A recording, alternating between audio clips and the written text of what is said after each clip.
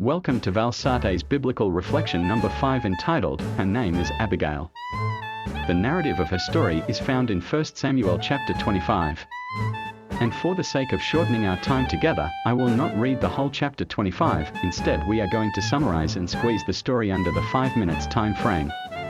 But I suggest for you to read the whole chapter, for your ready reference. Please do me a favor for hitting the subscription and notification buttons. Thank you so much.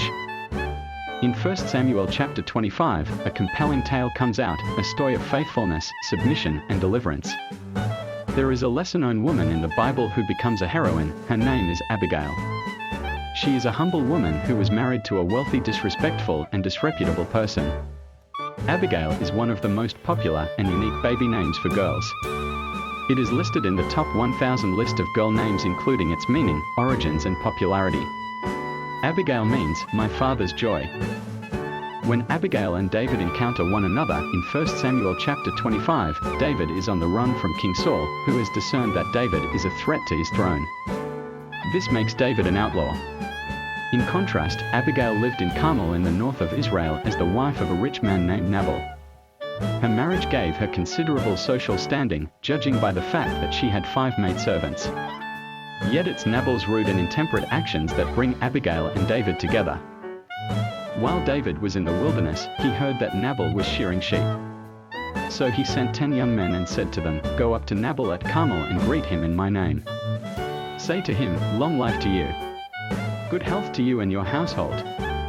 And good health to all that is yours. When your shepherds were with us, we did not mistreat them, and nothing of theirs was missing. Therefore be favorable toward my men and give your servants and your son David whatever you can find for them.' Nabal answered David's servants, 'Who is this David? Who is this son of Jesse? Many servants are breaking away from their masters these days. Why should I take my bread and water, and the meat I have slaughtered for my shearers, and give it to men coming from who knows where?' David's men turned around and went back. When they arrived, they reported every word. David said to his men, 'Each of you strap on your sword,' and David strapped his on as well. About 400 men went up with David. One of the servants told Abigail, Nabal's wife, 'David sent messengers from the wilderness to give our master his greetings, but he hurled insults at them. Yet these men were very good to us. They did not mistreat us, and the whole time we were out in the fields near them nothing was missing. Night and day they were a wall around us the whole time we were herding our sheep near them. Now think it over and see what you can do, because disaster is hanging over our master and his whole household.' Abigail acted quickly. She took 200 loaves of bread, 2 skins of wine, 5 dressed sheep, 5 sayers of roasted grain, 100 cakes of raisins and 200 cakes of pressed figs, and loaded them on donkeys. Then she told her servants, 'Go on ahead, I'll follow you.' But she did not tell her husband Nabal. As she came riding her donkey into a mountain ravine, there were David and his men descending toward her, and she met them. 'It's useless now, he has paid me back evil for good.' Abigail was just coming into view of David when she heard him cursing Nabal for his stinginess and swearing vengeance against all of Nabal's extended family. Abigail prostrated herself before David and begged him to take his anger at Nabal out on her instead, because she didn't see the messengers he sent and therefore didn't know of his needs.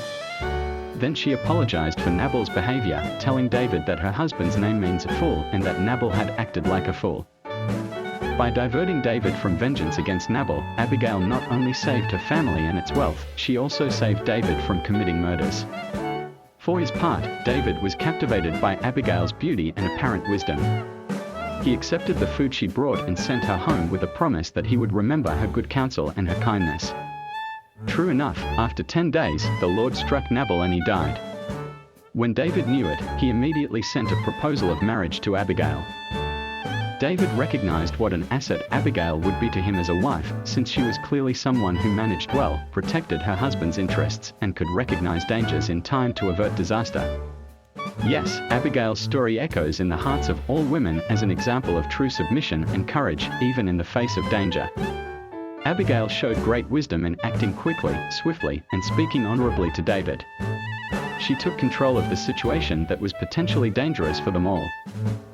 I hope that Abigail becomes your source of joy today. Godspeed.